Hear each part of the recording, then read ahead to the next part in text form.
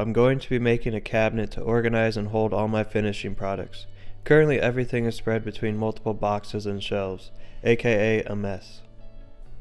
Every plywood cabinet project begins by breaking down the plywood for the project. I use the Cut List Optimizer webpage to help me have minimal waste on this project, and it's a lifesaver. All you have to do is type in the dimensions you want for each piece of plywood, and then the computer does the rest to find the best ways to cut it with minimal waste. I borrowed my friend's track saw for this project to help me break down the full sheets of plywood rather than struggling to get these 3/4 sheets through the table saw.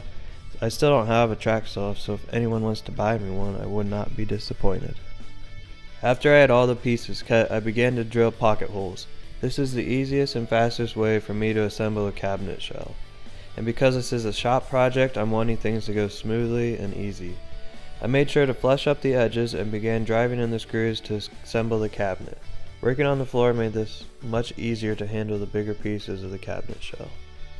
Next, I needed to cut my shelves to size.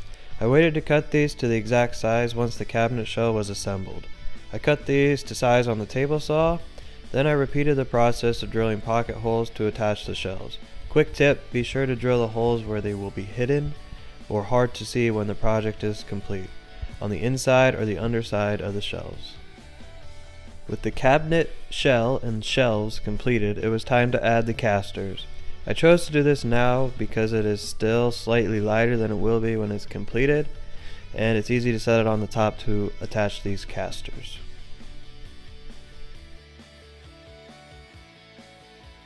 I added the back panel next, and as you can see I cut this a little bit short, 1.5 inches to be exact. I guess my plan was to have this inset originally, and somewhere along the way I messed up. But an easy fix in the end, and it is just shop furniture. Even though this is just shop furniture, I wanted to face the front of the plywood with some trim pieces, to make it look a little better and to provide some extra durability. Now let's shift gears to the drawers for the cabinet. Once again, I will be using pocket holes to build these.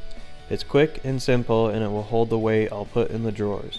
I had all the pieces cut out with the track saw originally, but I trimmed them to final size on the table saw to ensure that they were all the same. This is a lot of rinse and repeat, even though I'm only making 2 drawers.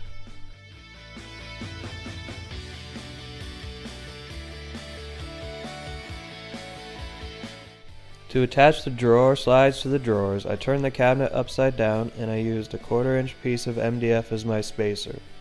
The drawer slides are pushed to open because this is what I had left over from my desk build, and if you'd like to check that out, I'm going to leave that linked up above.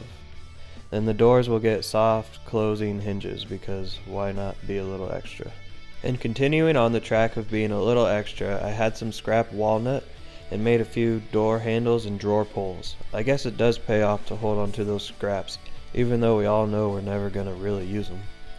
And even though these drawers are pushed to open, I just thought it would make everything look better overall by putting drawer handles and pulls on everything. Now that this cabinet actually looks like a cabinet and is functional, it's time to finish the cabinet. I will be using lacquer to finish this cabinet. I made sure to tape off all the drawer slides and the casters. This was just easier for me than taking them all off completely. Remember, it's just a shop project and not some of the other furniture I have made.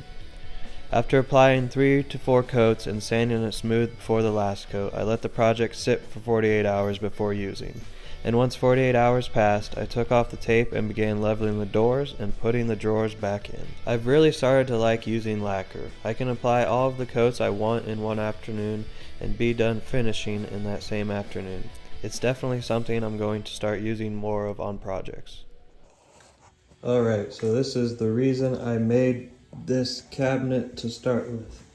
I had finishes in 3 different rooms. I had all my stains and can finishes somewhere. I had my epoxy stuff somewhere else. I had some cutting board stuff somewhere else. And I had my small stuff somewhere else. So let's see if we can fit all this in there. And now for the moment I've been waiting for the most, getting all my finishes and other small items related to finishing into the cabinet.